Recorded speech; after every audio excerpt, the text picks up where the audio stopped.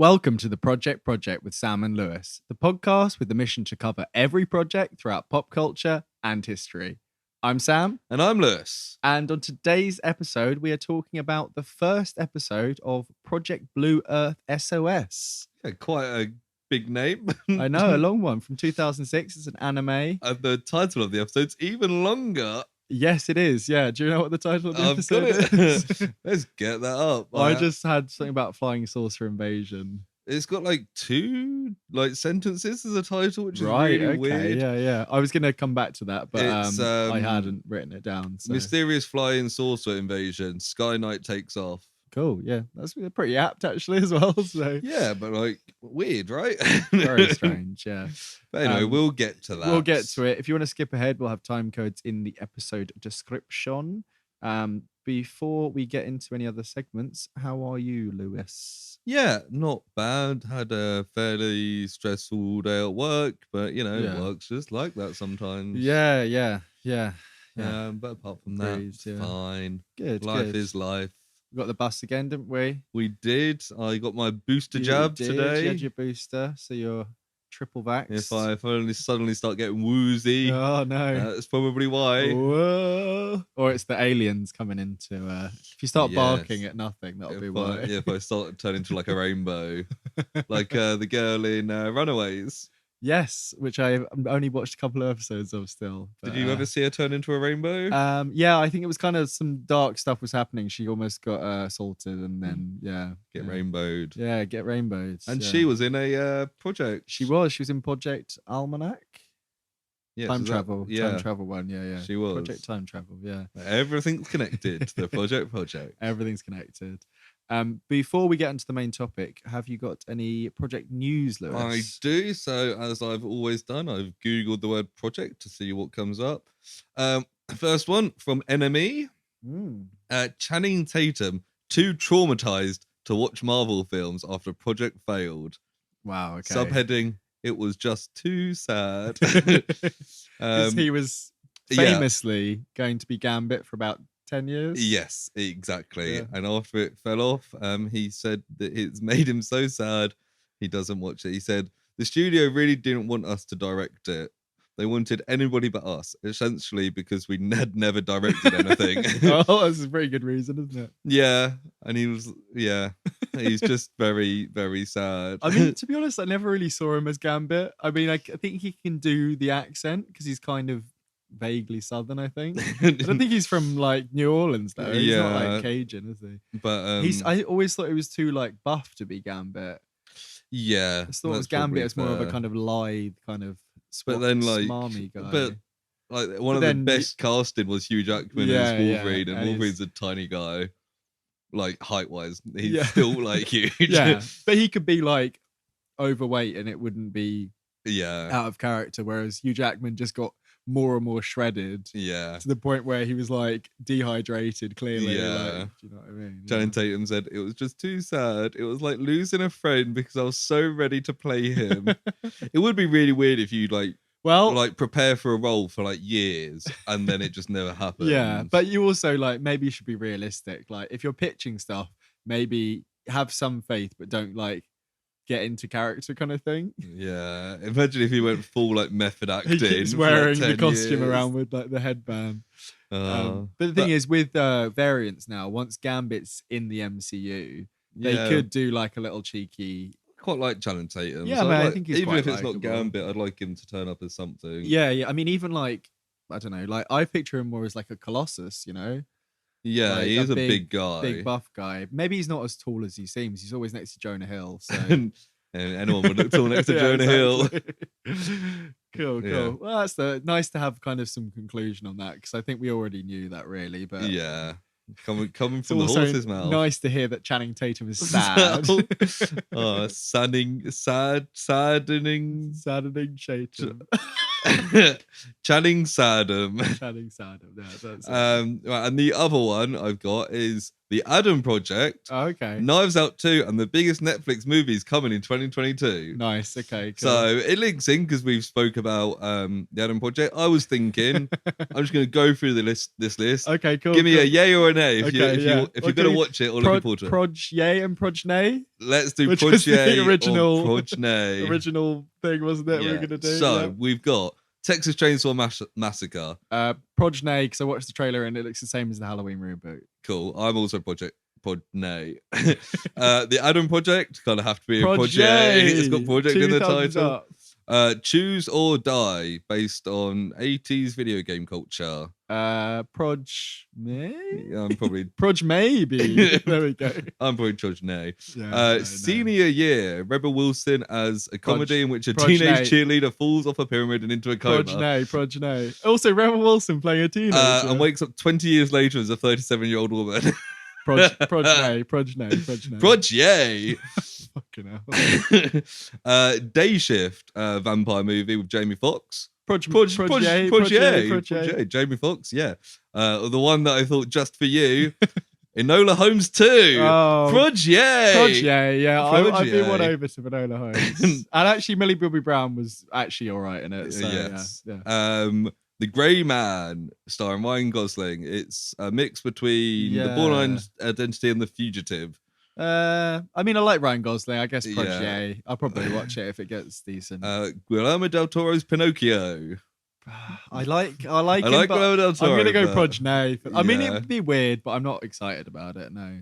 Knives Out 2. Proj yay. I'm glad that's going straight to Netflix. That's crazy. Yeah. And it's got Edward Norton, Dave Bautista.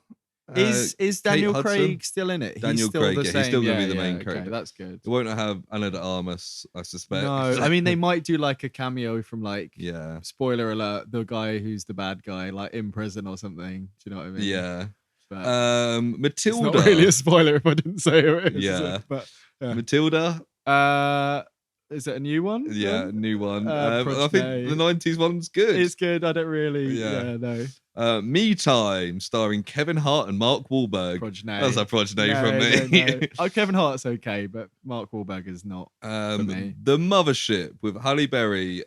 E.T. meets Close Encounters. Nay. Proj nay. I don't really care. She's also in Moonfall, the new Roland Emmerich one. So she's just I'm going to do sci-fi. She just wants money then. It's Halle Berry, the guy who played. Oh, you haven't seen it. Don't worry. I can't remember what it's called. Patrick Wilson from. That guy. He's in all sorts, and it's also Samuel Tarly. Oh, okay. So that's good for him. That is his name. But yeah. The School for Good and Evil. Two young friends on opposite sides of the fairy tale fight between good and evil. That sounds interesting. Yeah, I guess starring. Is that a series? Are these all films? I think they're all films. Yeah. Charlize Theron, Lawrence Fishburne, Michelle Yeoh. Okay, yeah. Ben Kingsley. Yeah, good cast. Okay. Peter Serafinowicz. He's not in enough. Proj yay. Slumberland. Jason Momoa as a Wonderland-style eccentric outlaw in Slumberland. Proj nay. Yeah, I mean, it could be interesting, but yeah. Spiderhead. Fucking hell. Honestly, we should play a new game where you do this and make up half of it. How do you know that I haven't made up some of these? We'll find out later on. In the near future, two young convicts grapple with their past in a facility run by a brilliant visionary who was experimenting on inmates with emotional altering drugs. Okay, so not what I thought at all. With Chris Hemsworth and Miles Teller. Yeah, Proj maybe. Maybe it should be Thorhead, not Spiderhead. Where's Peter Parker? They cloned Tyrone. Oh, God. A series of eerie events thrust an unlikely trio on the trail of nefarious government conspiracy in this pulpy mystery caper. Yeah, I mean, it sounds interesting. Starring John Boyega and Jamie Foxx. Okay. Jamie Foxx, bloody hell, he's got the Netflix dollar. Yeah, he's getting... After Project Power, he was like, I like this. I don't have to go to all the cinema openings. Yeah, it's just I get paid loads and... can just stick on Netflix. Well, they pay no matter how much it makes, wouldn't they? Yeah. They pay a flat, Proj yay, yeah. So that is what Netflix has got this year. Oh, cool, nice. So, yeah, I mean, Netflix is always hard to tell. Like, Some films are just really good out of nowhere. Some are just Some you'll hear are announced and then you'll never hear about them ever again. Last year, I don't know if it was from the start of the year or partway through. I think it was from the start of the year. They were releasing an original film every week on the Thursday or Friday, and that wasn't 52. But I imagine there'll be other ones. That's probably they'll buy the Star in between ones and as stuff. well. Yeah. So it was all new films that were either bought up or which is interesting. Like some of them. Do you remember that one, The Dig, that was like about the archaeological dig? I did not see that. I think it was nominated for some sort of awards and stuff. That was one of the first ones. The one with Charlize Theron, the Immortal people. Yeah, that one. That was good. I never watched that. No. Yeah. Speaking of awards, did you see the BAFTA nominations came out today? I didn't. Anything interesting? June has got 11 nominations. Not a surprise. Best pictures like June, Belfast, Licorice Pizza, Power of the Dog, and Don't Look Up. Interesting. Which I'm kind of surprised it's getting a best picture. Like I like Don't Look Up, but I wasn't thinking it was going to be like an awardee. I was going to watch Belfast, and I didn't go see it in the end. But it's Jamie Dornan. It's black and white film. Yeah, I've heard. Yeah, from what's that it called? Thing. The guy who plays Kenneth Branagh directed it. It's about his experiences growing up in Northern Ireland. Oh yeah. During the Troubles and everything. Yeah. I think from what I've read, like the early Oscar contenders are like The Power of the Dog or Belfast. Okay, cool. I mean, I think Licorice Pizza will probably be nominated. Yeah. P.T. Anderson's got a pretty good track record. Alana Hyde was nominated for Best Actress. The BAFTAs. Oh, cool. Not bad for like first acting gig. Yeah, not at all. Do you know if the other guy, the Hoffman kids? Don't think he is. No. Fair enough. And I thought Timothée Chalamet might be for June, but he's not. I'm sure he's been nominated for stuff before. Like, Call Me by Your Name. He must have been some sort of contender at least for some awards. Yeah, I mean, he's gonna win a shit ton of awards in his career. He doesn't need to worry about anything. Cool. Oh, some nice mixes of news then. Yeah, good. Getting that pop culture. It's nice to find an excuse to just talk about films that are coming out. Fortunately, the Adam Project gives us that excuse. Yes, so every time it's mentioned in any articles, we can. The fact they put that in their headline really helped. Yeah, I mean, that's good for our SEO or whatever when we post that episode. Yeah. Rub our hands together. Everyone get ready for that. Well, our big break will be covering the Adam Project. I was going to say Ryan Gosling again. This happened Reynolds. 2 weeks ago. Ryan Gosling's new project. Ryan Reynolds' new project. Yes. Anyway, on to the main topic, which is Project Blue Earth SOS from 2006. Yeah, it's just a really obscure anime from 15 years ago that had like 6 episodes. I'd never heard of it before. Nor had I. I don't think it's like super high on people's lists of animes and stuff. No. It's rather than watching the finale, I thought, because there's 6 episodes, we were saying there's a chance we may well watch the a slim chance. Okay. We get Lewis's early opinions there again. So the Google description: 2 boys attempt to save the human race from invading aliens, joining forces with a clandestine secret alliance. Yeah. That's pretty much it, isn't it? Yeah. I mean, a lot of this first episode is set up, isn't it? Yes. We get some action towards the end. But but it's a lot of it's like, oh, nobody believes what's going on. And you're like, okay. Yeah. Which there's a lot of inspiration taken from other things in this. Yes. We can talk about kind of as we go, but some films that I think both of us like, some series both of us like, just maybe not done. One scene really reminded me of, but we'll get to that. Yes. I don't know if we're thinking the same thing. Yeah, I think so. Yeah. Okay. We'll see. So it's directed and starring Tensai Okamura, who hadn't done lots of stuff. He did some storyboard stuff for Cowboy Bebop, the 90s one. The intro is very Cowboy Bebop, the kind of jazzy. Yeah, he also did storyboard for Ghost in the Shell, really? The original. Cool. So he's got experience working in stuff. Yeah. And the other major thing he did, he was an animator on My Neighbor Totoro. Okay, cool. So some pretty high profile stuff. stuff, But not as a director. No. And I think animation wise, like the actiony parts were quite cool. Yeah. I think that sort of stuff was probably brought forward from him. Yeah. You'd imagine. It was written by Ryota Yamaguchi. Couldn't get much info on. I think this might be one of the bigger things he's done. Yeah, potentially, yeah. So starring, as I said, Tensai Okamura, who plays the main kid, Billy something or other. Kimura or something like that. Here. Hang on, Kimura. Yeah. Yes. Akino Watanabe, who is Penny. No. Captain Carter. Emily, I think. Emily something. Yes, who she has got some okay, yes. credits. So she was in Death Note, which people will be aware of. Attack on Titan. Yeah. Oh, really, really popular. She was a regular on Street Fighter as Rose. Have you ever played Street Fighter? Yeah. I played some Street Fighter. Yeah, I used to play Street Fighter 4 quite a lot with one of our friends. There you go. And she also did a voice in The Last of Us Part 2. Oh, okay. So is that just in the Japanese release or? I don't know. Quite possibly. She was also in the Japanese dub of Into the Spider-Verse as Doc Ock. Oh, nice. Okay, yeah. So like she gets good work. yeah. Rose, I recognise this character. Yeah. Kind of looks like the character she plays in this as well. There's Mitsuki Saiga and Sayako Hara, who I couldn't find much on. Yeah. And finally, Ryo Hirohashi, who was in My Hero Academia. Oh yeah. I've been watching that. And also voices Tails in the Sonic games. Nice. Okay, cool. So quite a range of. So that would be either the little girl or probably the little girl, I imagine. Yeah. Lotta. Yeah, I think they said that she kind of specializes in like young girls.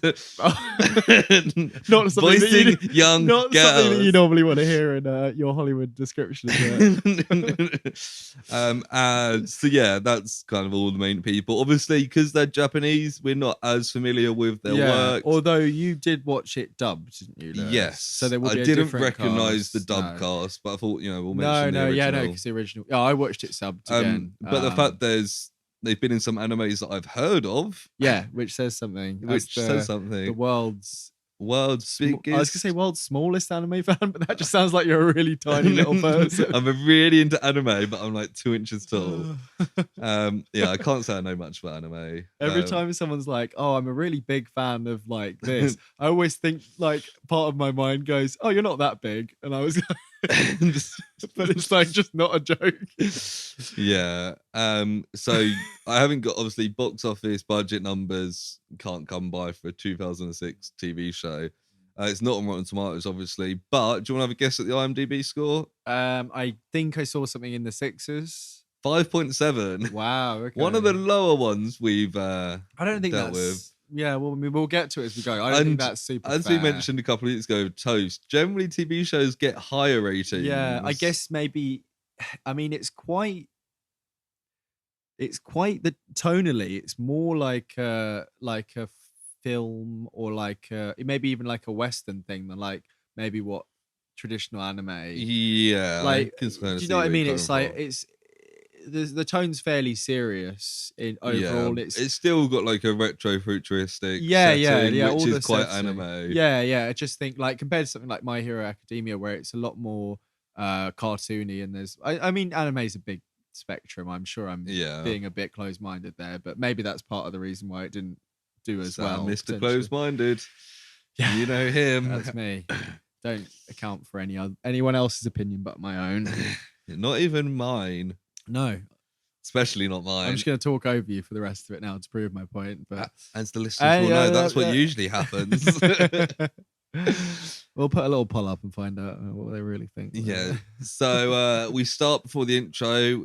Yes. So yeah, importantly, you watched it subtitled. I watched it dubbed. Yeah. Don't know if there'll be much interest and much difference. I mean, we had some stuff last week. There's a certain name that's pronounced in a certain way on the dub that I didn't read it as that originally, so we'll get to that character. Yes, and I saw that in the opening credits. Yeah, and I was like, "What?" Well, I saw it. We'll get to it. I saw it when I looked up the cast, and I was like, "That can't be their name. That's probably a really over the top character." When I saw she was like 12, I was like, "That's weird." Okay, so we'll talk about it now. In the opening credits, it flashes up characters and shows who they are. While it's showing the little girl who is called Lotta Brest, it also shows the spy Emily. And I thought, oh right, that woman who has like vaguely, big breasts is going to be Lotta Brest. And then when they found out, I was a little bit confused. Yeah, so like Lotta Brest sounds like an Austin Powers character. Yeah, absolutely. But importantly in the dub, it's pronounced Breast. Yes. Not breast. which means it wasn't meant to be a pun. It's just their name. Well, I think maybe.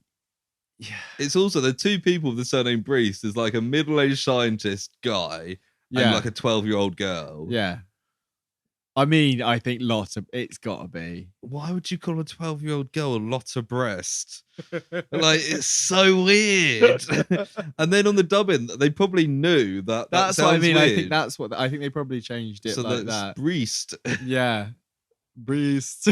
It's probably hard to tell how they pronounced it in the subtitle. I mean, I was reading it more than listening, really, to be honest. So, yeah. But yeah, anyway. So it starts off, there's spaceship. There's checks kind of going on a spaceship. Yeah, it says that it's 3:10 a.m. on January the 7th, 1995 AD. That's right. Yeah, it has to specify that. Very specific. And we're in I think we're kind of seeing a control room, and they're testing this G reaction jet engine. Yeah, it's like flying over Florida. Yeah, but it's like really in the stratosphere kind of thing, isn't it? Practically. And it looks like a fighter plane, but with extra like engines on the ends, kind of thing.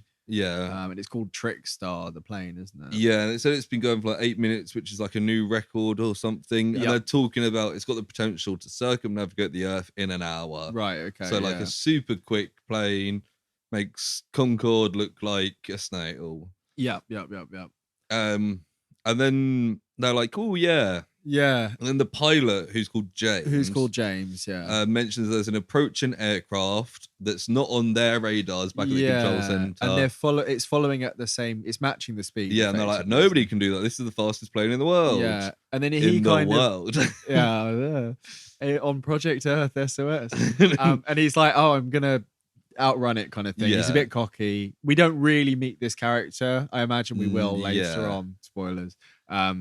He starts going faster. They follow him, and then we kind of see flashing rainbow lights. Yeah, flashing rainbow lights. Which is kind of a weird choice. I don't really know. And also they keep saying they say rainbow lights a lot, and I'm like, rainbow's just like all colors. It's just like it's not actually like a it's just like strobe lights of different colors. Yeah.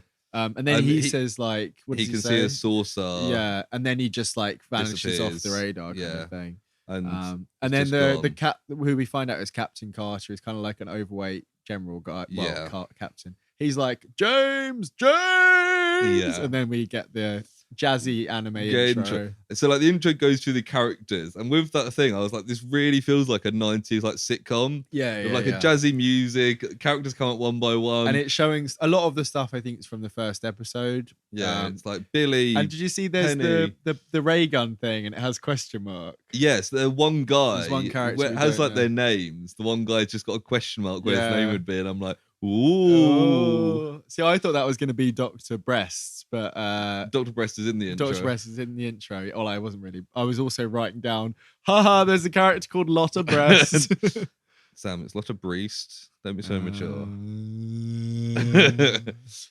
So yeah, then it's the year 2000 AD, and we're on the capital of Earth, Metropolitan. And it's kind of futuristic. At this point, I was like, oh, because they had an alien encounter, they've gone super futuristic, which isn't the case. They just... It's very like 1950s future, isn't it? I mean, that's kind of retrofuturism. Yeah. A lot of this is kind of like B-movie style, isn't it? Yeah. Which I kind of like some of the designs. It's later explained that in a couple of years earlier, the UN like had a unified army. Yes. Which is weird.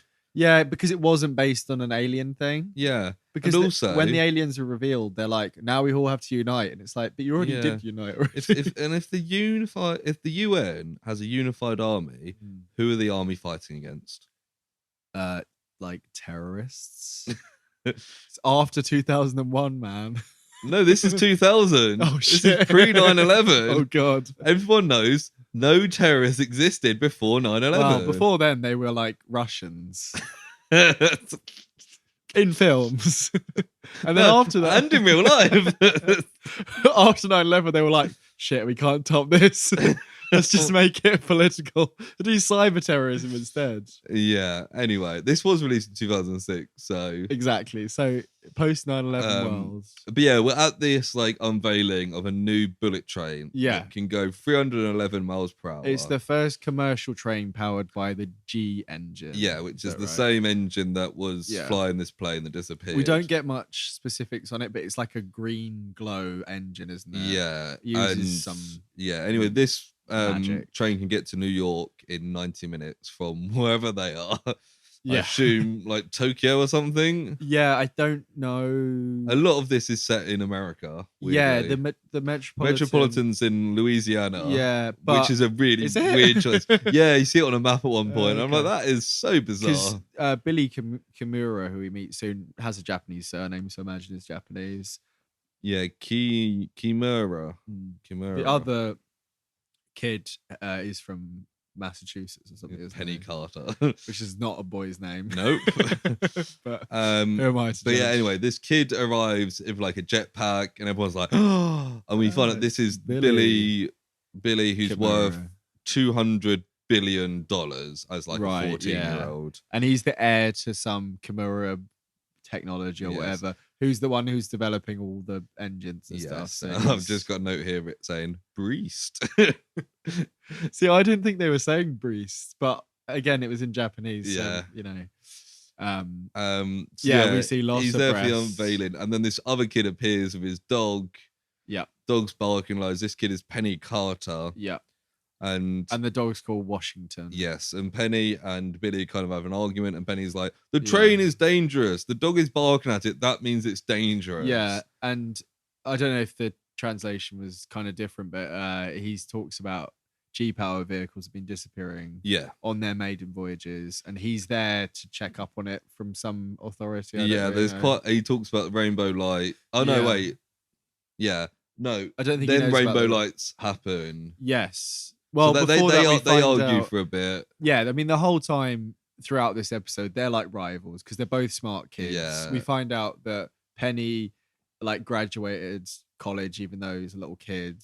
I think they both graduate. They're both like basically the same from different countries. Yeah, and like different backgrounds. And we find out that Lotta Brest is friends with Billy. That she's the daughter of Albert, I think he's called, or Dr. Brest, who is another big scientific figure. Yeah. So he's supposed to be at the launch, but he's not there, so she's there instead, basically. Yeah. And she's friends with Billy. Yes, and her tutor is Emily. Is the way it's spelled. They just say Emily. Yeah, they like Emily in this in the Japanese one. Yeah. Anyway, rainbow lights happen. The plane starts like the train.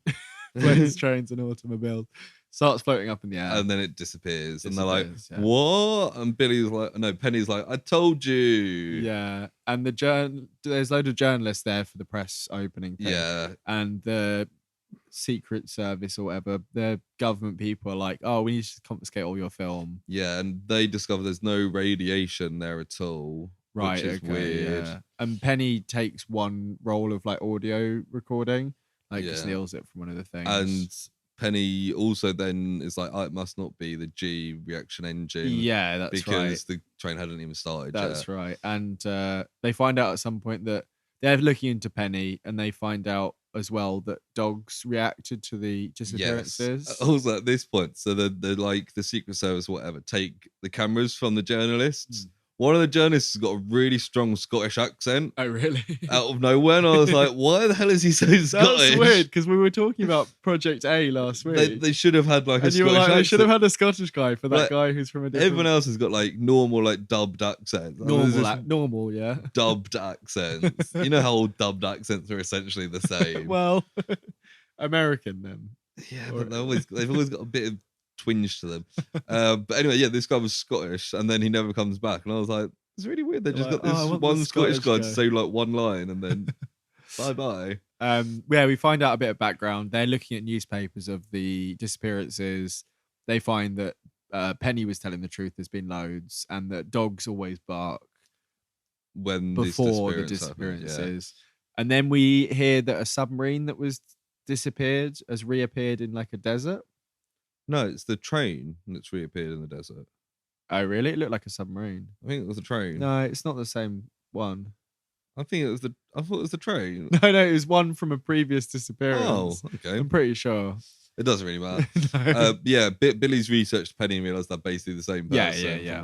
But yeah, so the train's discovered. So Captain Clayson is then reintroduced, who we last saw in 1996. Yes, who was the one who was shouting about James. Yeah, and people basically told, like, this isn't your jurisdiction, piss off. And yeah, Clayson's like, it's aliens. There's a whole like police line, but military police line around the whole thing.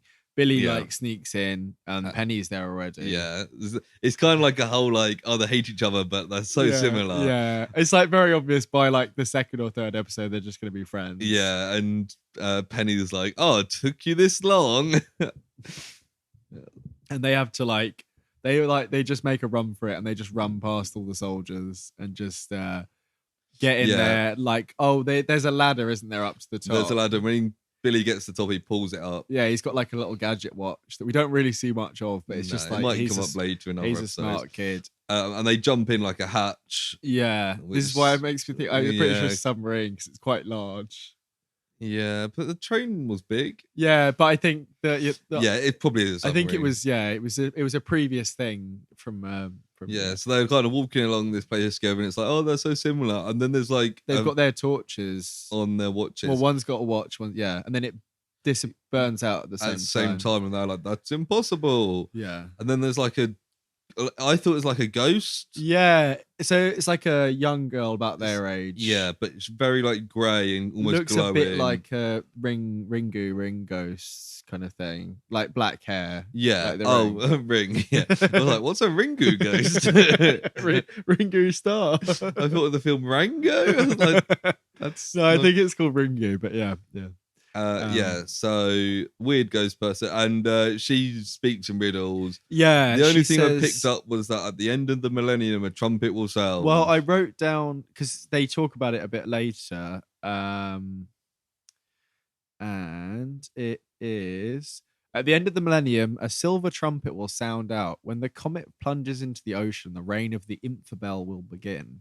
Yeah, and they really focus on the infobel bit, and they're like, "What's the infobel?" And then she like kind of floats a bit and then disappears. Rainbow disappears. Yeah. My first thoughts were it's the year 2000. The millennium's already over.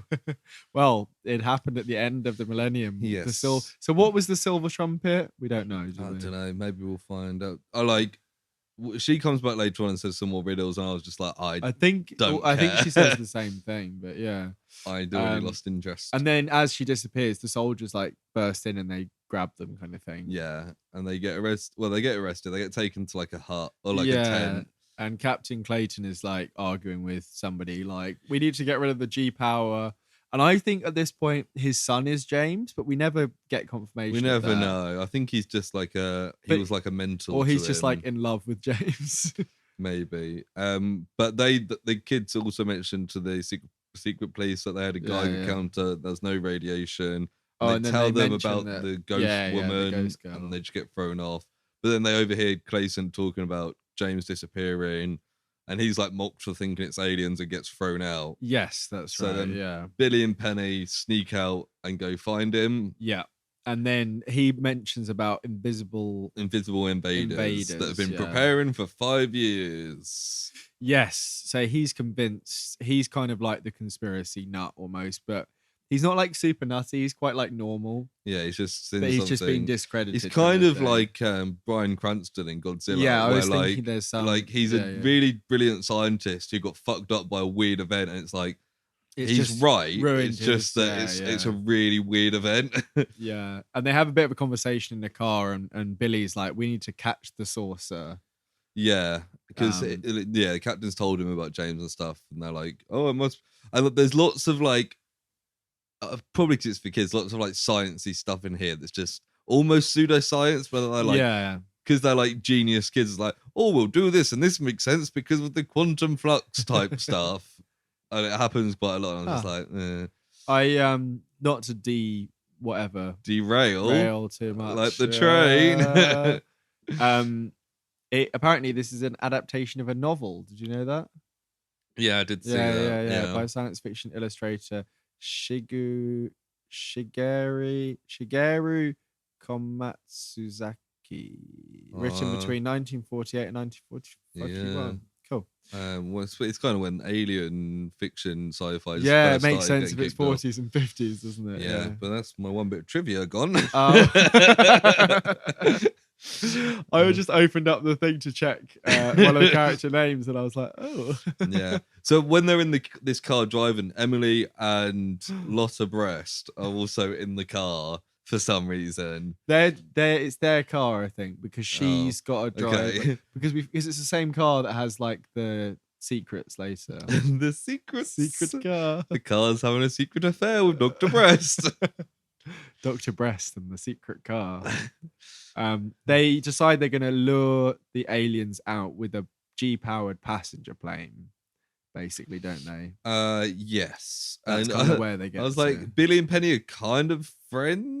They kind of working together. I feel like at this point, still Billy, rivals. Though, Billy could have just told Penny to piss off and not bring him along. Yeah, because basically on the plane, Penny's made like this kind of radar system, hasn't he? He's built this device that detects because it makes a sound that only dogs can react. Oh, because he had the recording that he stole from the press. Yes. And he isolated the noise, And when he plays it, it flashes up on his screen and the dog Washington starts But barking. it can only reach like 2 miles. Yeah, and Billy's like, that shit. He's like, we can hear a dog barking from that far. And he's like, I don't have much time, okay? Just like, fuck off. Yeah. And then there's a funny bit with Captain Clayton has like the only bit of inner voice in the entire episode where he's just like, wow, these kids are really smart. Yeah, and it's like basically the same thing. In the subs, it's like they do things even an adult couldn't do. Yeah, and it's like, we get it. The kids are smart. We don't need this one guy to be like, wow, kids are smart. It's like I feel like the first 10 minutes of this was just like, look how smart these kids are. They're really This one's smart. got a jetpack and this one's got a dog. It's very smart.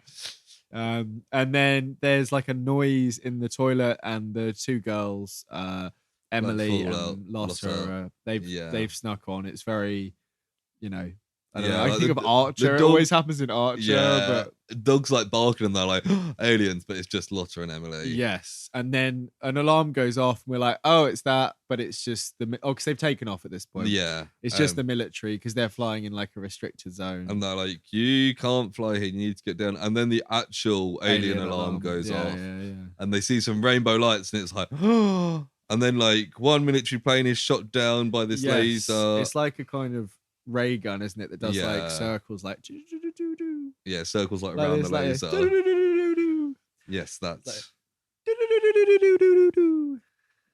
that effect kind of worked. Yeah, that was I a could bit get better. into ASMR, I think. Anyway, it's like like circles going in a line, like yes. Wait, Sam, what was it like? Like right, okay. I think I know what you mean now. But they set off like a smoke screen to like hide themselves. But through the smoke screen come these like classic UFOs. Yes, they look like little yellow submarines almost. Yeah, but the typical like circle with like a glass dome at the top. Pretty much, yeah. And they've shot down both the fighters that were covering. And then they shoot something different at the plane and it turns off the engine. Yeah, it's jammed and is it just floating in the air then? It's like just kind of gliding. Yeah. But then they press a button and the back like detaches and they go down. They've got like an escape system. It's got like a parachute and like a flotation. Floaty and they land in the water and they're like, oh, we're safe. And then they get lifted up by the the tractor beam starts going. And then this bit I misheard because it's then quoted later on. Then Emily sends a secret message. To what I thought was Skynet. No, you're like, whoa! Yeah, she says like. Did you get really excited for a second? I was like, holy shit, Skynet are not the people you should be contacting now. That would cause a whole different problem. Aliens versus robots. Even though Sky Knight is in the title of the episode, I'd forgotten that by this point. Yeah, I mean, I just thought it was UFO invasion or what, flying saucer invasion. So. But yeah, I was like, Skynet. Holy shit. So she's got like a earring that she touches, and she's like, Sky Knight SOS. And this is like, oh, Emily isn't who she says she is, even though I'm not sure who she says she is at this point. And then we see, I think from we see a fishing boat, don't we? I think. And then something comes out of the water, and then it's this like jet fighter that's really fast, and it's like like super fast, and it's got a J on the side. Right, and Captain Clayton's like, oh, that's James's plane. Oh, right, really? From that point? Yeah. I don't think he realised in the sub. No, because he looks closely at the J. Yeah. And he's like, that's James's plane. I think he says it's Jetstar in the sub. Oh, okay. So he knows it's the plane, but he thinks it's not. I don't think I've ever heard the word Jetstar. Oh, it's just so they call it Jetstar. The plane is right. So it changes from Jetstar to Skyknight, I think. And then we get, I don't know if it had it for you, but it froze on the plane and then kind of turned it into like a drawing. Right. And then there's like a narrator going, who is the silver pilot? Oh, fighter jet pilot. Well, no, before that we get it shoots down the saucers. Oh yeah. It has like a kind of like lightning attack thing. Yeah. Like this. Like this. Kind of like a Pikachu like thunderbolt. Yeah, like Are you gonna do this all episode? Well, there's not that many more. Oh, it's some big lasers later on, and the big ones go like, no, you have to wait. Yeah, it's like an old-fashioned announcer. Like, stay tuned next episode. Oh no, it's like after this break. After the break. And it's like, here's the ads, and then we come back after, as we do, we watch the adverts. I bought myself 14 NFTs in the 3-minute break. Oh, did you? I bought some sushi. Ooh, is that racist? I was watching the sub one. I was watching it in Japan. Oh, okay. I just bought some NFTs. I bought some and sold them all, and now I'm a millionaire. Oh, damn it! Well, my sushi was really nice. So thanks for asking. Yes. Well, so were my NFTs. I bought some Hello Kitty toys as well. Stay tuned to find out how you can buy your specially branded Project NFTs. Project NFTs. I might get into NFTs, making them, not selling them, not buying them, not selling them. I'm just give them away. Because if you're gonna make them, you might as well sell them. No, just make have our little faces from the logo as the NFTs. Just one each. Just as two. There you go. Get us some quick bucks. quick, fast bucks. Yeah. just a quid for each of them. Oh, steep.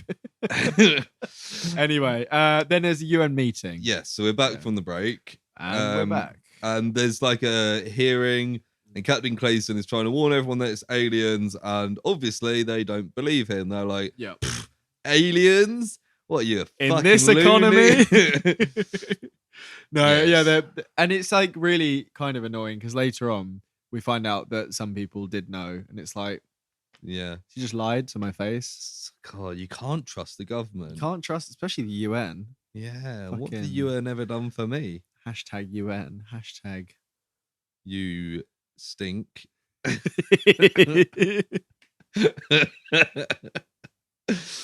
Anyway, then Captain Clayton's hanging out with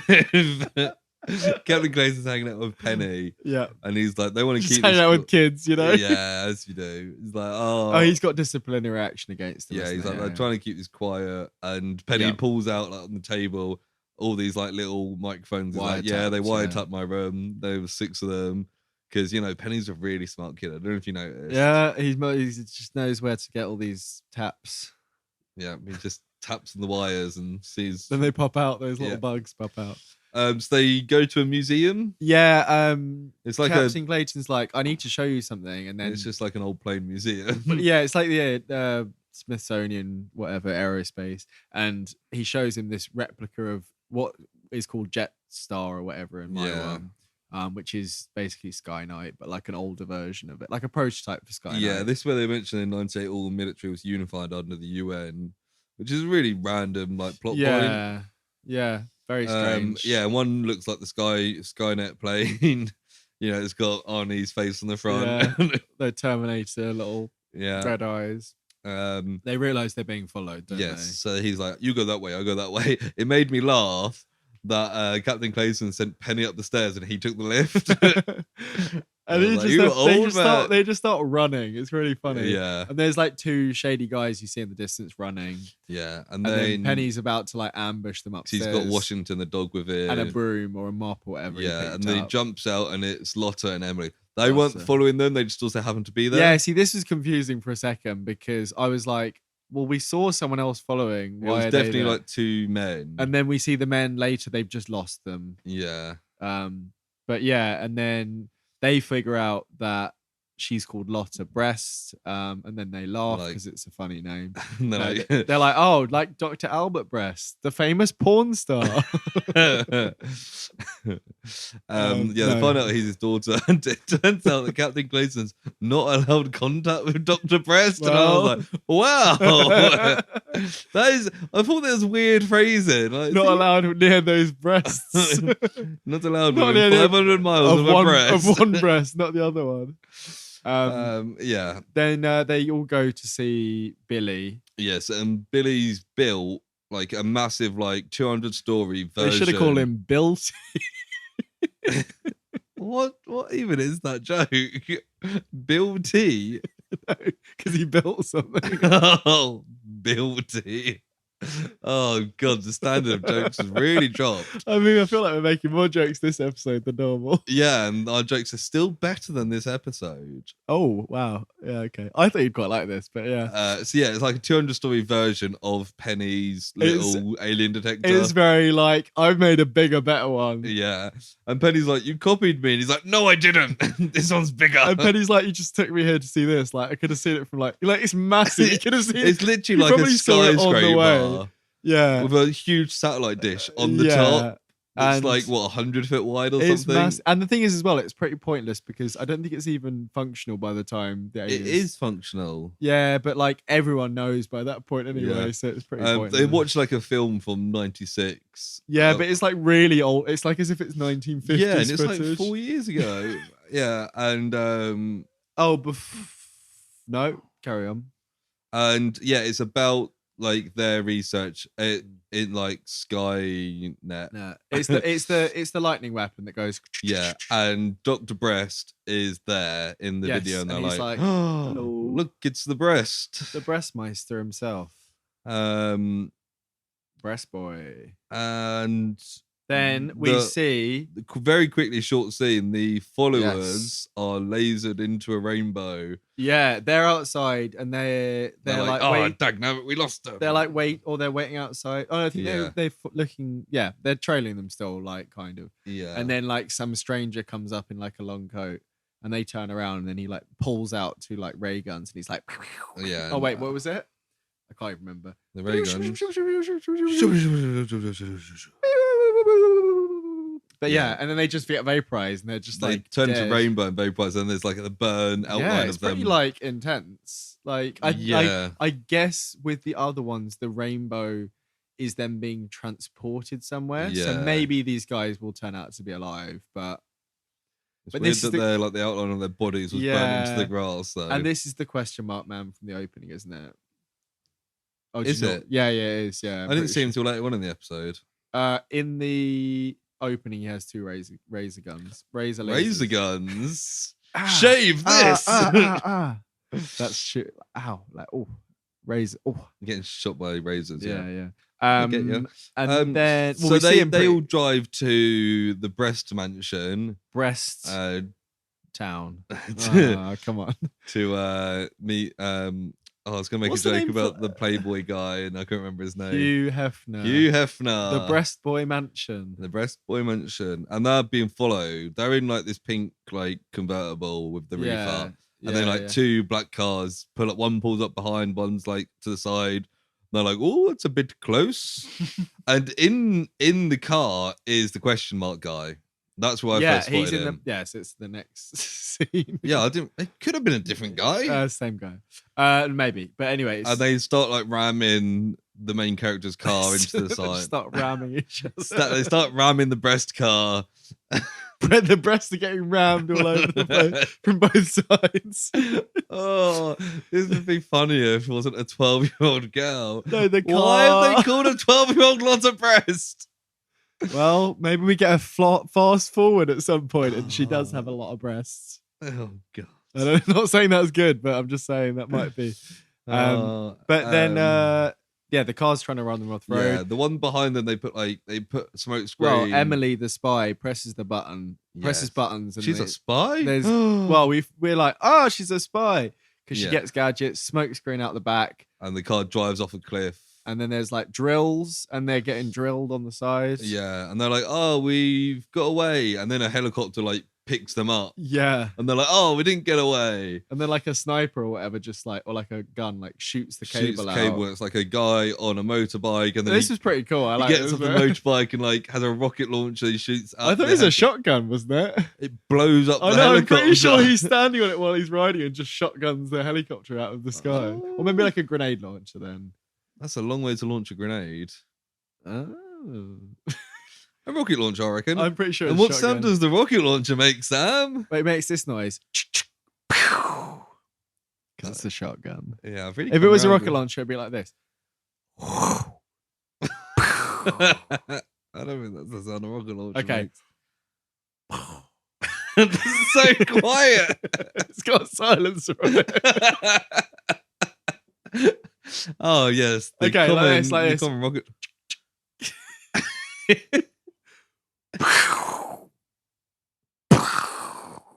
Oh yes. Yeah, that's in the distance. It's kind of the same sound twice. Yeah, it was. No. The first one is shooting. Yeah, I know. I saw your actions, but the listeners wouldn't have. Well, we'll find out when we listen back to this.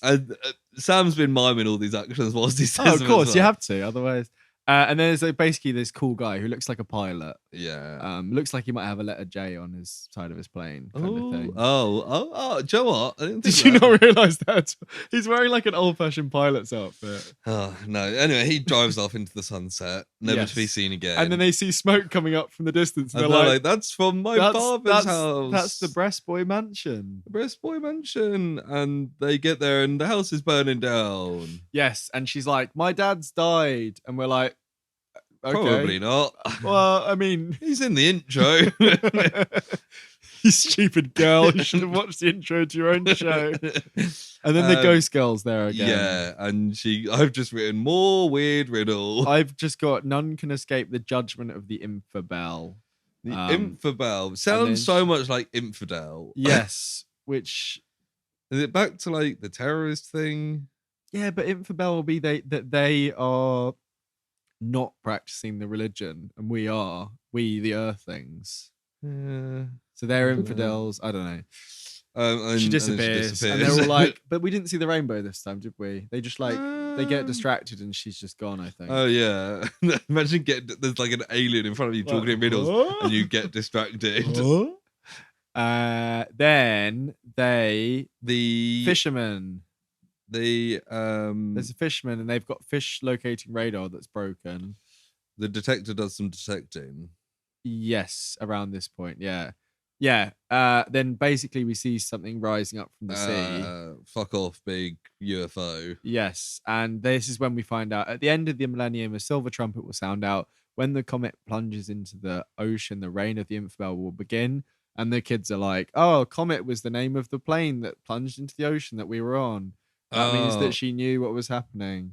And Washington, the dog's barking. Alien warning system goes off. And then this is when we see a bit of a homage to another thing. Yes, I didn't think we were going to think about the same film. But no, I mean, it's pretty obvious. There's giant shadows going over a big city. Independence Day, right? Yeah, it's very Independence Day. Yeah, so this UFO goes atop of Metropolitan. So it's casting a shadow, but it's cloaked. It becomes uncloaked. But it becomes uncloaked while it's above. Yeah. I mean, something that's cloaked would still cast a shadow. The sun can't go through it. It's still there. It's something people often overlook when they discuss cloaking technology. This is some smart shit. It's the #1 science podcast in the UK. Yes, we are more scientific than some very popular Spotify podcasts. Joe Rogan. Who? Oh, I was talking about the BBC Science podcast, Neil deGrasse Tyson podcast. Anyway, and then so it does a full Independence Day where it floats above the city and then it starts shooting down lasers and the UN. There's a UN guy that's like, it wasn't supposed to happen yet, and then the ray guns start going, and they just like wreck the city. And Billy and Penny were like, quick, we need to go over there. The captain's like, don't be fucking idiots. What the hell are you gonna do? Like, we need to save people. And they're like, we see the city and like half the city's like on the fire. City's like 5 miles away. Yeah, they're like fully like out of the city. Yeah, they're looking at it like over like a bay. We don't see like massive destruction, but the bits we see, it's like pretty intense stuff. Most of the city's covered in like black smoke. Yeah, and the fire is like, half the city's on fire, like the middle part of it kind of thing. And then we see fighter jets like the UN scramble Air to Force attack. Comes out. And this felt very Godzilla to me, this kind of part here. Yeah. Like, I mean, kaiju kind of thing, really. I guess alien invasion, but just kind of the general, like, we've got all flying up. And they all like flying across the sky in uniform and stuff. And they try and shoot it, but it hits hits shields. Also, the UFOs aren't on their radar. Yes. This where I see that Metropolitan's in Louisiana, because there's a little map of where it is, and I'm like, why have they built the world's capital in Louisiana? Not got anything particularly against Louisiana. Probably not the best climate for a world capital. Also, I don't know. It's on the coast of Louisiana, a place quite well known for having hurricanes and shit. And maybe don't build the capital of the world in like somewhere that gets a lot of hurricanes. Yeah. Like the people of New Orleans are still struggling from what happened to them nearly 20 years ago. As we heard in Project Power, our second episode. We did. I knew we had that come up at some point. Second episode? Well, it may have been. Third episode, I think. I think second was Project A. Was it? Or the other way around. So long ago. Either way, we basically get another classic kind of alien Independence Day thing where slots open up and like waves of ship. Almost, it's more Star Wars. It's the same really, as the little UFOs we saw before and took down the plane. This is the kind of thing it's Star Wars, really. Isn't it? A lot of this kind of bit. It reminded me a bit of like Death Star. Yeah. Obviously I think even some big. of the sequel stuff, there's parts where they attack a ship and all like the waves of TIE fighters will come out. And they're way too good for the UN planes. They absolutely annihilate I think them. they've got. We don't know if they've got shields, but they're just not getting hit. Basically. It seems like they say something like it's like sending rookies out to experience people. Like they're just so much better, like more maneuverable and I think a lot of it's that, and they've got the lasers, and the other guys just have like missiles and machine guns and stuff. And then Emily sneaks off and presses in a secret code on something. It's part of the rubble, like on the the breast boy house. Like a lift comes up. Yeah, like a kind of tube, almost like the Futurama tubes they fly around. Yeah, and they step in. It's like a hidden passage that goes really, really deep. Yes, and it's like under the ocean. It goes like down. Under the ocean. I've heard that a lot in one of our clips from Project Blue Book.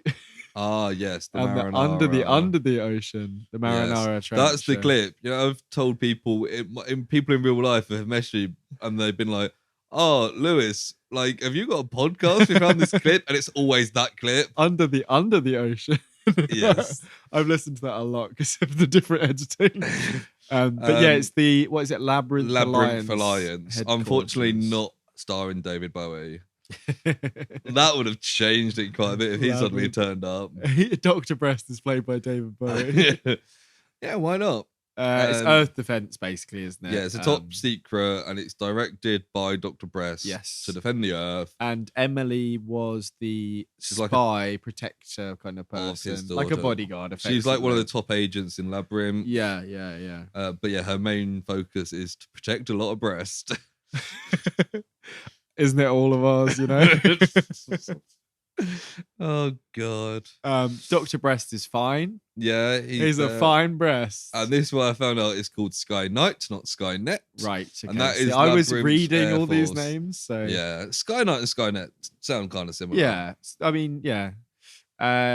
And then we see Sky Knight is cleared for takeoff, and this version of Sky Knight has even more guns than the last one, it seems. Yeah, and they've got like more advanced weaponry. Yeah, but even more since we last saw like with the plane thing. Yeah. And we see the plane again, and it's like, But this is all very like Thunderbirds. Did you feel that? Yeah. Like they close off part of the freeway, and then like a little secret tunnel comes. Did you? I remember that. Yeah, I didn't write any of that down, but yeah. And like it's all very like dramatic, and he's going up like a tunnel. Like in Labyrinth, there was lots of exposition of like, here's what we are. And it kind of made me go, and it's basically like the freeway like gets closed off, and the ship goes, and the music's even kind of like it's uplifting, kind of Thunderbirds kind of music. And then it's kind of like it's basically like taking names, like fucking shit up, basically. They're like super elite force. Well, it's just one. I thought it was multiple. It's literally just one ship. Okay, yeah, and he takes down the entire. He takes down like 100 aliens, but he's shooting off his missiles, and then they like float and then electrocute everything in the area, kind of thing. But and then he also takes down the big UFO. He does a trench run effectively. Yeah, he like literally flies into one bit and then like explosions and flies out. It's kind of more. It's less Luke's trench run and more the Millennium Falcon. Yes, in Return of the Jedi. Yeah. Or even Poe Dameron in Force Awakens, which is kind of a trench run, but that part where he flies, it's actually really cool, isn't it? When Poe Dameron flies into that small bit, flies around and then flies back out. I feel like most bits of Poe Dameron are really cool, especially when he's flying. I feel like I underrated Poe Dameron a little bit. Poe Dameron's great. I would like to watch this. I love Poe Dameron. I really liked, what's it called? Last Jedi. The Last Jedi. I really like Last Jedi. Not the Poe Dameron stuff, because that's a bit. To this day, I still argue with people on Reddit about the Last Jedi. I think all the Jedi stuff was great. People still hate the Last Jedi. I still love the Last Jedi. It's an interesting It's an interesting story. It's probably one of the most interesting Star Wars films. My friend who loves films that you know who I talk about has never liked Star Wars.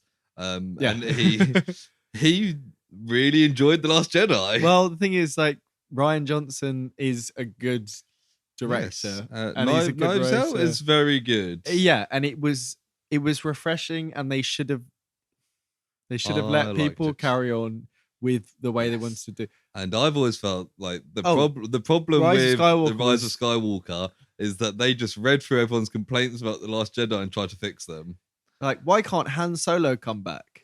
And they're like, I've got an idea. Oh, why is Rey nobody? She's not. That's the impression of J.J. Abrams. Yeah. He's not. It's weird that like J.J. Abrams did Star Wars and Star Trek and like made 5 films and only really two of them are well liked. Yeah. What's that then? First Star Trek film? First Star Trek and the first Star Wars. I mean, I liked Star Trek Beyond, but it wasn't that popular. I never saw that one. Into Darkness was okay. I didn't like Into Darkness. I like the bit where the big ship crashed. What's the point of watching Into Darkness when you could just watch Wrath of Khan, which is a really good Star Trek film? Yeah. Anyway, we've been talking about good sci-fi instead. Let's get back to basically other kinds of sci-fi. The big ship sinks into the sea, and then Dr. Brest is like, "Rise up, Metropolitan X." Yeah, so like Metropolitan's basically been destroyed. It's basically Metropolis, isn't it? It's like it's Metropolitan. Basically. It's just like a super city. Big super city. And then another super city. But also, this super city was built in the last few years. I don't know where the budget's. This, I guess, is from UN budget. But how would you build a city that quickly? And then also underwater. Build a secret second one. Metropolitan was built that quickly. Yeah. And we know that was built that quickly, and Metropolitan X must have also been that quickly because it's named Metropolitan X. It's not quite as big. But it's still a big underwater. But it's weird. It's got kind of like it's like a 2-part city with like domes over either side. Like, and they start getting in like refugees from Metropolitan. Yeah, and they're going in the Futurama tubes. And they said, "This is the new world capital. Nobody gets a say in it. Dr. Brest has said so." Yes, I mean, what would be interesting is if it turned into like a weird dictatorship, and Dr. Brest was like a dictator. That'd be cool. That'd be cool. And then his daughter has to like fight against him. And the aliens are the good guys. Yeah, and they're like, this is Earth's SOS. Yes, they say like mankind needs to unite. And then the fighter jet with Jay on the side comes down to land on the highway and then crash lands. Yeah, kind of crash lands, skids around. For out of nowhere. He seems like he's got a perfect land and then just crashes. I guess it's like realistic, like, oh, he's still human. And then it opens up, he steps out and it's a cool guy. It's Dr. Brest. It's a cool guy with white hair. And it's then James. Captain's like, and he sees the captain, salutes him, and he's like, James. James. I thought you was dead, and this is when James. Are they related or lovers? I just think it's a mentor Padawan thing. Yeah, but he's not very respectful of his old master then. What's the actual word for Padawan? Like, if you're mentored by someone, what are you? Mentee? That's not a word. Yeah, mentee. Mentor, mentee. That's how you describe your toothpaste. Fucking hell. Fucking hell. That was quite good. Mentor...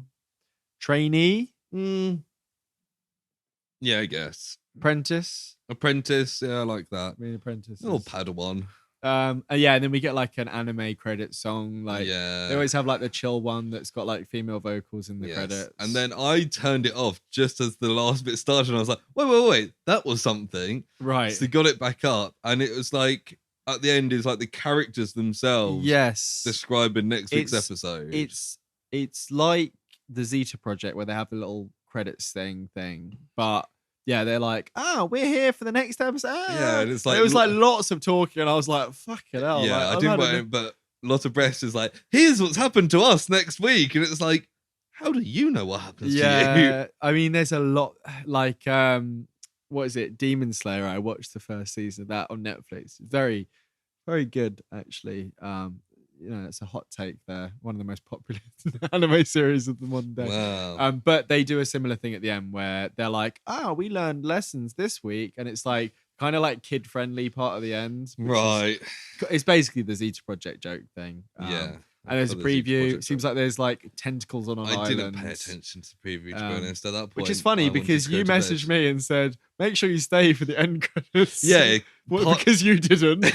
Kind of. No, I did watch it, but I didn't really take any notice of it. But I was like, that's something. Because it was like the kids talking about it. Yeah. I was like, I'll make sure Sam watches that. Oh, yeah. Good stuff.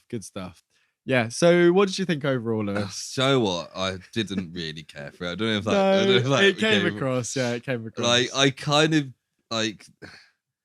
I guess I kind of like their idea, but like at the same time, it's a little bit reductive of just like alien invasion, boy geniuses. Yeah, like I think there's not really anything new. Once I realized where it was going and the fact that I was happy that it got somewhere by the end of the episode, and we're like, right, the whole week by week is going to be alien invasion. I'm happy with that. Yeah. But for a first episode, it was a bit boring. It kind of reminded me of that Godzilla anime. Exactly what I've got in my notes. I also didn't really enjoy. But the good thing about this was that it got somewhere quickly.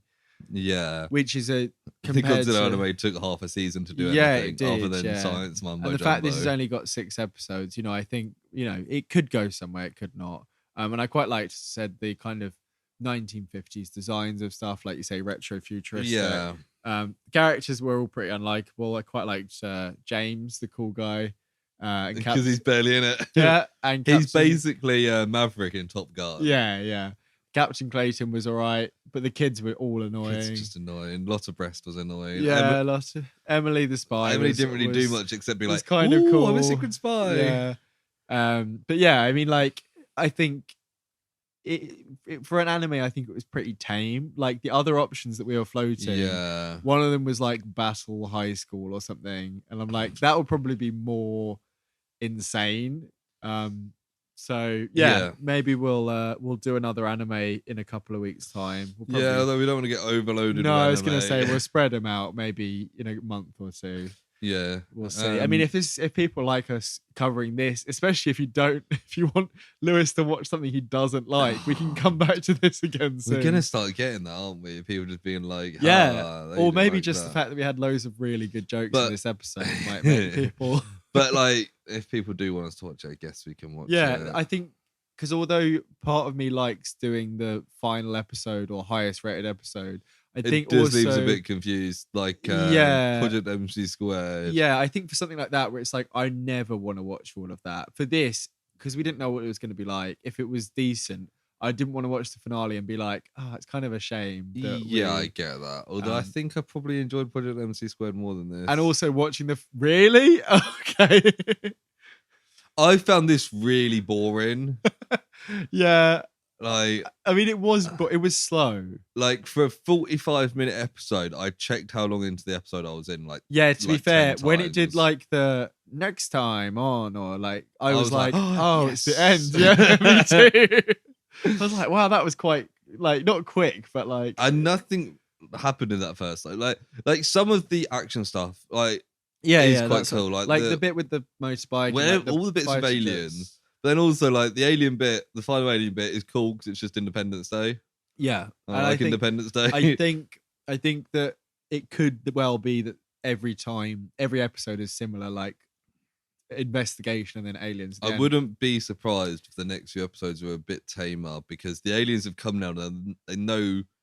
Yeah, I mean, the next one was called like Island Fortress something, which makes me think they just go to an island for like the episodes. It might just be the new capital. No, I think they were in like some. Well, you didn't watch the thing, but they were in some island and there was tentacles grabbing the little girl. So maybe we don't want to watch that one. Grabbing Lotta Brest. Yeah, those tentacles love grabbing Lotta Brest. Wow. Wow. You normally do a clap when you do that, don't you? It's like a drum, isn't it? I don't think I've ever clapped to do that. It's just, you never clapped? But you should try it. It's good fun. How does it work? Do you do? No, one hand. Is that a clap? One hand. Is this a clap? No, that's just annoying. Maybe I'll learn to clap one day. Yeah. So I enjoyed it in a way, but I think I enjoyed it for what it could be rather than what it was, which isn't really. This is one of those times when, like, the homages to other things and stuff. Yeah. I was like, oh yeah, I like aliens. We're what 23, 24 episodes into the podcast. This is 28 actually. Yeah. Bloody hell. It's one of those that kind of makes me feel like having a podcast is a bit mature, isn't it? Really? What compared to this? Like, most of them I enjoyed this, and like even ones like my science project, like I hated, so I had opinions. This was just a bit nothing. Right, okay, yeah. Like, I agree. If I watched it not as part of a podcast, yeah, honestly, give me like next week and I'd have no idea what happens. Right, okay, yeah, I agree. I think part of me almost wants to move on to just watching stuff and just trying to remember it, but I feel like I just wouldn't have anything to say. No. Like, we've alluded a couple of times that we make, fairly consistent notes throughout. We've got different styles of notes. Just write through the plot to keep track of what's going on. It's especially when it's a movie, and it's kind of just the way that the podcast develops as we've gone on, really, isn't it? I'm probably more concise than I used to be, but something like this, I feel like I could have watched it. So we both watched it last night, didn't we? Yeah. I feel like I could have watched it and fairly well explained it the next day, but like you say, the week after, I feel like I would have just been like, if I'd watched this earlier this week, I would have been like, these notes but I did have one bit of trivia, and then you said it.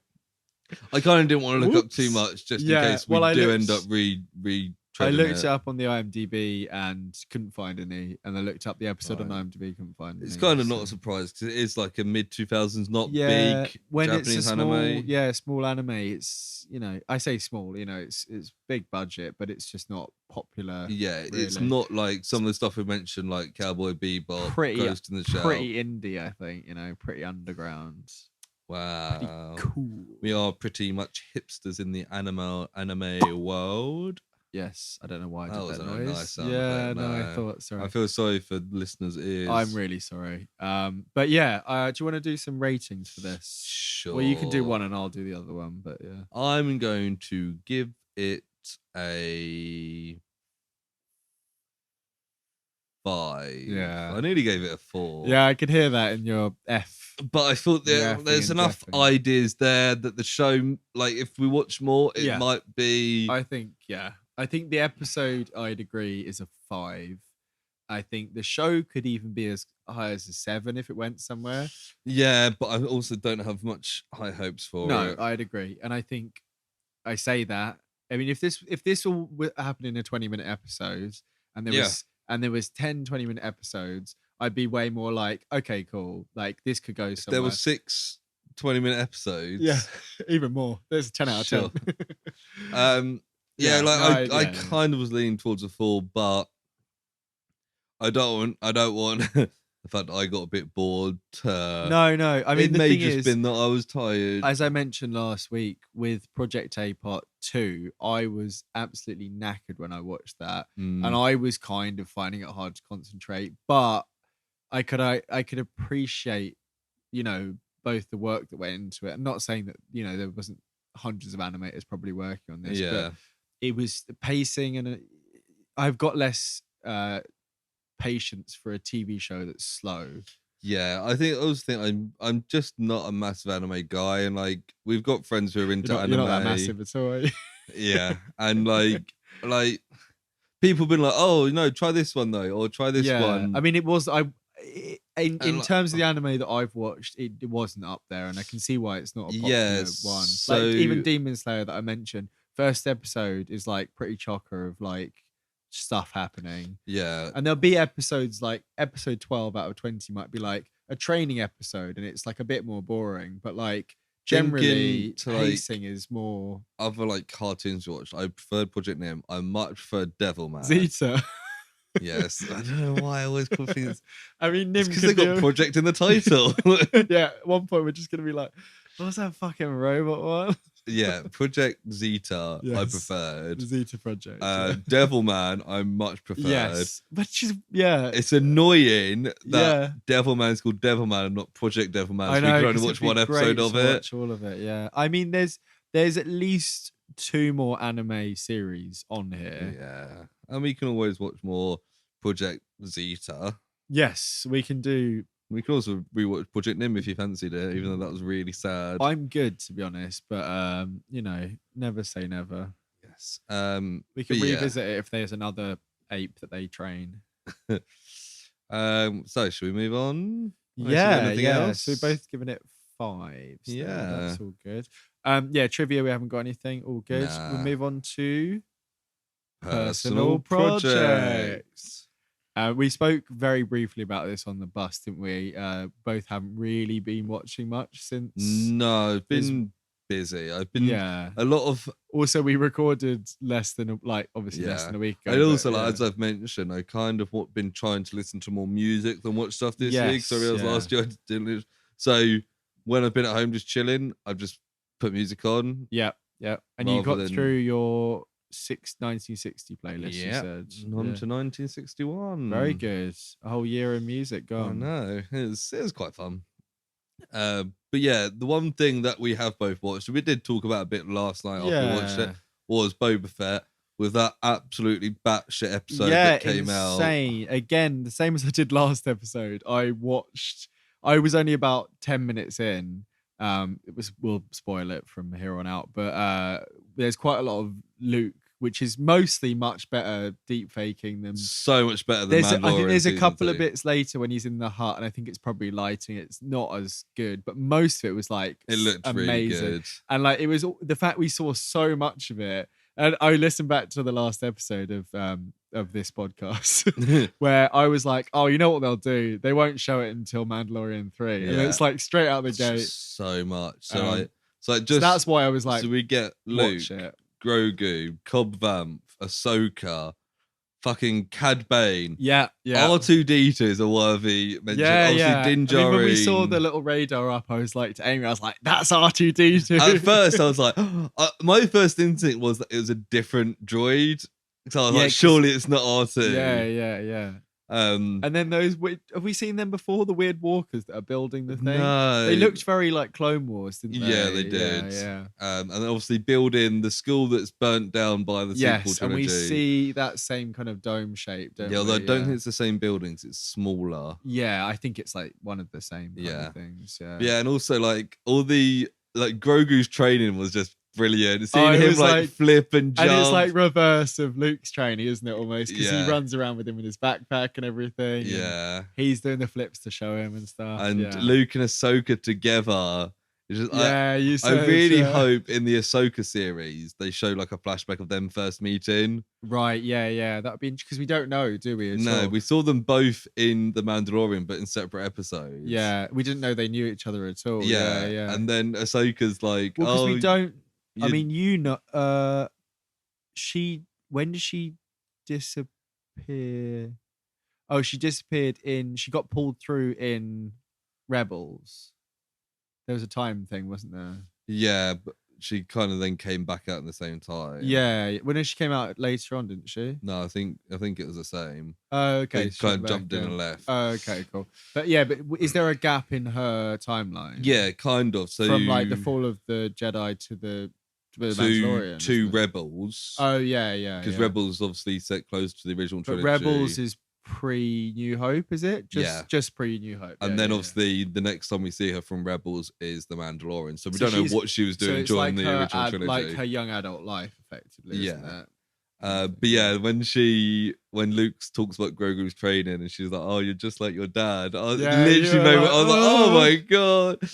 And then even there was one bit where they played like Luke's theme in the music, and I was just like, "Oh!" Because even him standing there, like they both wear similar outfits, like the black robes, like the black, robe. And it must be so weird for her being like, "This is like Anakin's son." Because I also noticed as well, like she called him Master Luke all the time when she always used to say Master Skywalker. Right. Okay. Right. So she doesn't want to use the same. I also saw a funny comment on Reddit of Din Djarin turning up, seeing R2 and being like, "I'm looking for Skywalker."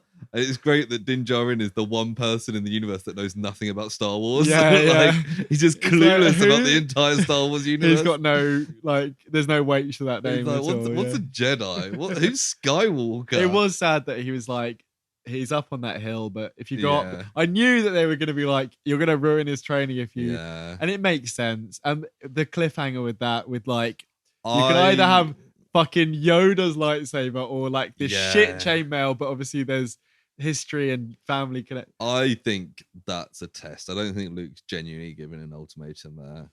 Yeah, potentially. Yeah, I mean, it's very old school Jedi, which Luke isn't a big fan of. But he kind of learns that mistake by the end of the Last Jedi, doesn't he? Like, and the mistakes with Ben Kenobi. So maybe he was kind of like old school. I think they'll find like a loophole where Grogu can be Jedi and Mandalorian, or he'll just learn the shit and then leave. Yeah, which could well happen. By the time he's old enough, I think he needs to. Well, yeah, true. Yeah, I mean, it would be good. It makes sense. Again, I think we mentioned it last episode. Was it the guy who made the Darksaber was a Mandalorian Jedi? Yeah. So, I mean, they could position Grogu for that as well, because he can be a foundling. They mentioned that the guy is an ancestor of the Mandalorian Jedi. Yes. Meaning that this Mandalorian Jedi might have had kids. Yes. And most Jedi aren't allowed to. Yeah, I guess. Or maybe not direct descendant of him. Maybe like he was the uncle of him. Like great uncle. I know Kiadi, the guy with the really long head. He's got like 20 children because their race, like men are so rare that they can't not let the men have kids. He's like, oh, sorry guys. So he's like having an orgy. So he has like an exception. He's got like 5 wives and like 20 kids. They're like, he's a good Jedi. What about the droid attack on the Wookiees? That's where my 4th wife lives. But yeah, I'm very looking forward to the finale of Boba Fett. I mean, I hope Boba Fett's in it. Well, he turned up at the end. He got a couple of lines in this one. I did like how Fennec's like, it's the Mandalorian. Din Djarin.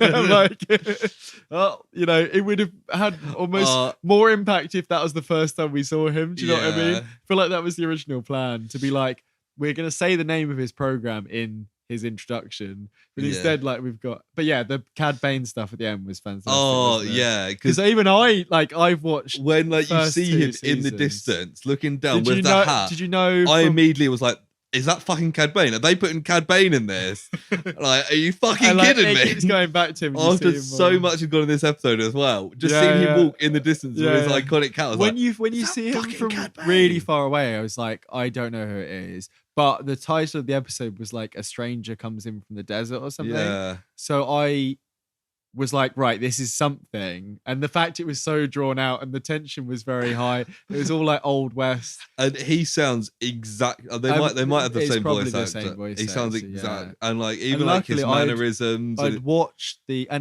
was saying to you on Facebook, like his little teeth are so he looked like a proper like grey alien, but like blue kind of thing. And like his eyes are terrifying. Yeah, because when he looks, I forgot how I knew he had like piercing eyes, but I didn't look it up, and I was just like.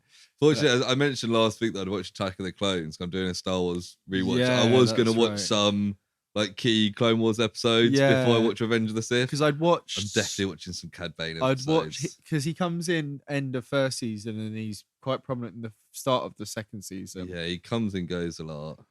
So I'd watched a fair bit, but I haven't seen any of stuff with him and Boba.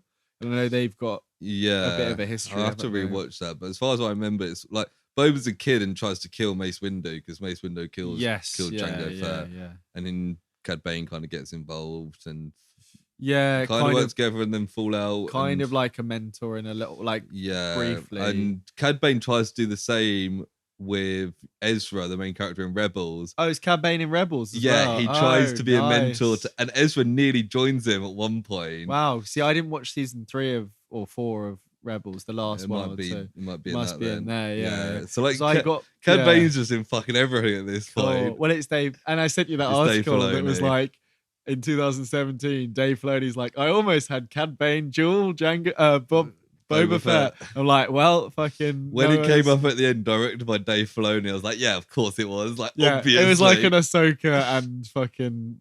It's like the most fan servicey episode. That's what Dave Filoni specialized in. So anyway, we don't want to spend more time talking about Boba Fett than. I've got one thing I'm planning on watching, so it's kind of like a planning to do kind of project. Peacemaker, which I know you don't know too much about because you haven't seen Suicide Squads. Or the Suicide Squad. I have not seen the Suicide Squad. I would highly recommend watching it. It's John Cena's character is Peacemaker. John Cena's getting his own film? No, it's a series which is out now, and it's John Cena's getting his own series. It's incredibly highly rated. James Gunn wrote and directed it over lockdown times. He originally wrote it as a bit of like a filling the time project, and it's set. Well, I won't tell you when it's set in case it spoils part of the running of the film. Probably watch the series. He's effectively Captain America with a gun who will kill women and children in the name of peace, kind of thing. He's got like a giant chrome dome helmet on, and he's very good in the film. So I'd imagine he'd be really good in this. Kind of ones with is it Ultraman in Invincible or Metro? Metro Man's Megamind. Yeah, is it Ultraman? In Invincible. That guy. Yeah. Well, not Invincible. Not his dad. No, yeah, but this is more like he's like a mercenary kind of guy rather than a superhero kind of guy. Superman. Yeah, that's pretty much it from me on that thing. Anything else you got? No, I've been watching My Family. Nice. A classic British sitcom. That's so random. It's on iPlayer. First 3 seasons are really good. Who's in that again? So it's Zoe Wanaka. The dad's Robert Lindsay. Yes, Robert Lindsay. That's it. Yeah. And then Nick is played by a guy whose name I forget. Who was in like adverts for a bit. Yeah, and he was in Death in Paradise as the detective for a couple of seasons. And then the kid is someone as well. I don't know. The daughter might have been in like EastEnders or something like that. Yeah. But yeah, it's pretty good. Isn't Robert Lindsay in like Extras or something? Quite possibly, I don't know. Maybe he was like a twat in real life. I can't remember. He was a twat in something. But yeah, first few seasons we enjoyed. Last season, me and Christina have been watching. It's been proper bad. Oh, really? Like season 4, it's taken a massive dive. I remember I used to watch it a bit, just like it was on. Yeah, I used to watch TV it on at like BBC 7 o'clock or whatever. Yeah. Like it was kind of prime-ish time, like early kid kid prime time kind of thing for like. It's a harmless. I found it quite interesting as well. There's one episode where the son says he's running for like school council. I think you're gonna say like the sun, something about like the sun in the sky. No, the son said he's running for school council as a Conservative, and the dad's like, "You can't do that. This is a Labour household." Oh, really? We're a Labour, and I was like, you don't really see that anymore. Like it'd be like these days, like, oh, I'm running for this party, and it's like you can't run for that party. We're a different party household. They wouldn't ever actually say like Tory and Labour. That is interesting. Like, okay. I don't recognise any of this other cast, so yeah. No, but Nick, the oldest son, is the guy that did the ads and stuff. Yeah. I remember he was in a fair bit. And Robert Lindsay, most people, you know, especially if you're British, you recognise him. He's the guy that's not the other guy. Yeah, I don't know what that means, but yeah. The guy. There was 118 episodes of it. It ran for like 10 seasons. The guy who is weird. in The Hobbit but does a load of British TV stuff. That's Nesbitt. James Nesbitt. Yeah, no, you're right.